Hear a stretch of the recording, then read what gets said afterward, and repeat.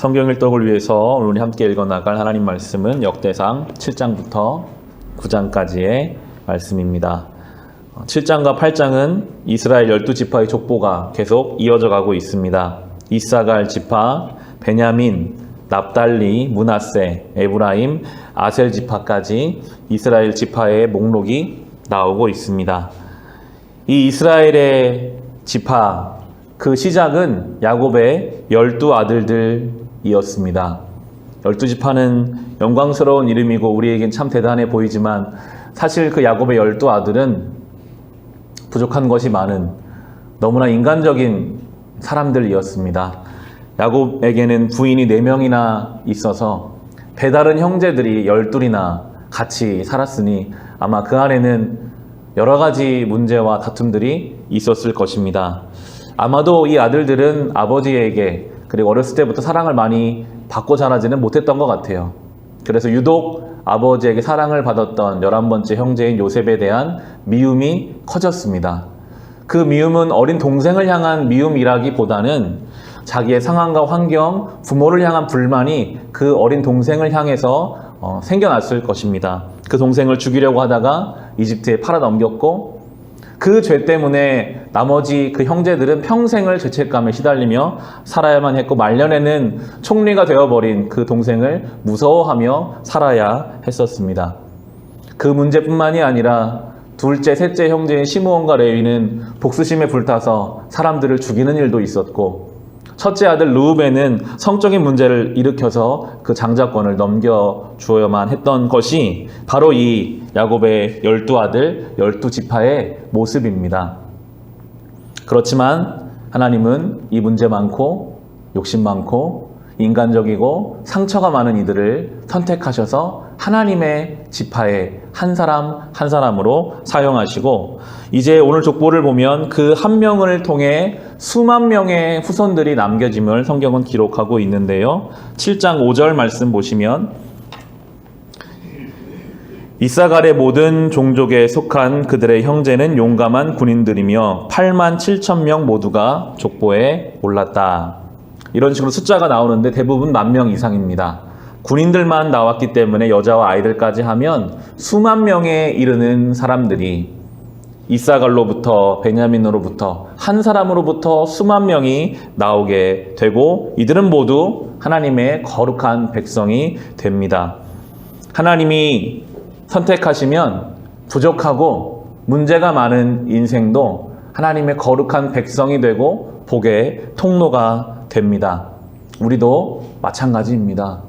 우리도 어쩌면 이 야곱의 아들들처럼 때로는 너무나도 인간적이고 욕심 가운데, 이기심 가운데 우리 안에 생겨난 상처 때문에 또 다른 누구에게 상처를 주기도 하고 부족한 것이 많으나 주님이 우리를 선택하여 주셔서 참 놀랍게도 우리도 이 거룩한 주님의 족보에 이름을 올릴 수 있게 되었고 우리를 통해 주의 복음이 수많은 사람들에게 흘러가는 복음의 통로로 우리를 붙잡아 주셨습니다.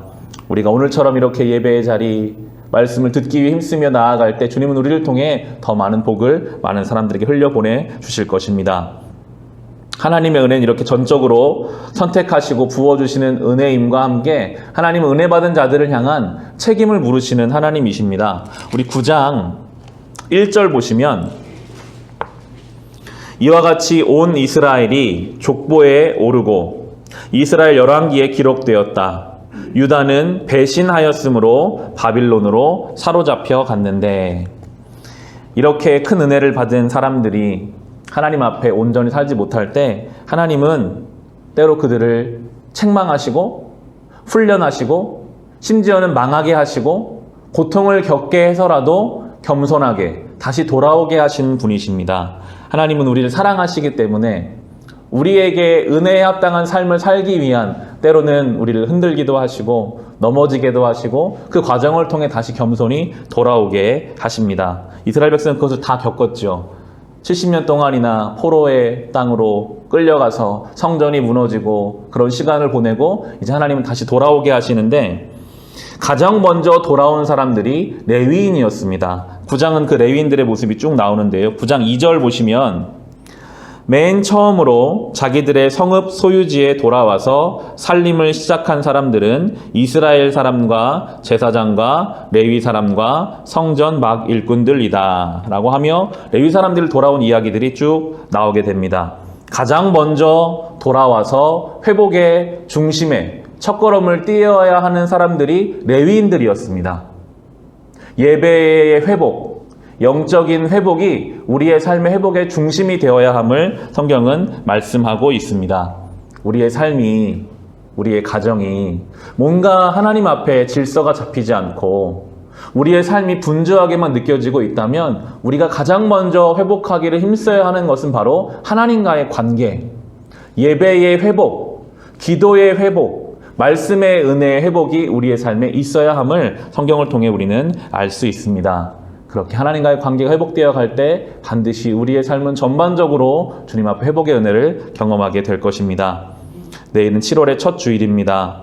특별히 매 주일 드리는 주일 예배를 향한 감격이 우리 안에 온전하게 자리 잡기를 간절히 소망합니다.